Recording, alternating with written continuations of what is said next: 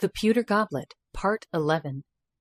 Evelyn could hardly believe her own eyes.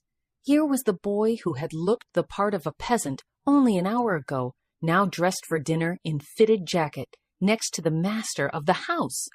She stared into the room with her mouth agape, dumbfounded at this changeling's appearance until the door shut behind Mrs. Archer.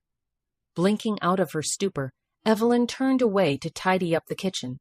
A roiling boil bubbling inside.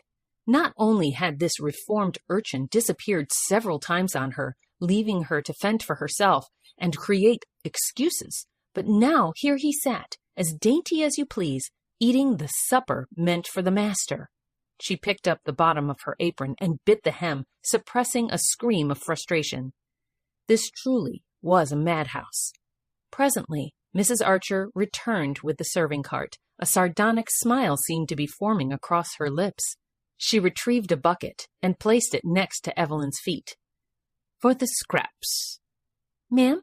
Evelyn knew vegetable peelings were used for compost, but didn't relish another visit to the garden. The woman's smile widened. "Yes, dear, the piglets are hungry." Evelyn stood motionless for a moment, understanding her next chore, then nodded and picked up the pail, wiping the refuse off the kitchen's counters into it. As she did, she tried to recall a barn nearby, but could not. "Where shall I take it?" "Follow the path out the servants' quarters. I expect you won't be back until the captain's finished with his meal," Mrs. Archer replied, as she took a lantern off the top of the fireplace, lit it, and handed it to her. Evelyn looked out the window to see the sun setting behind the garden wall. She knew as night fell, lone travelers were often the victims of bandits and wolves. Her heart rate quickened, thumping in her palms and chest.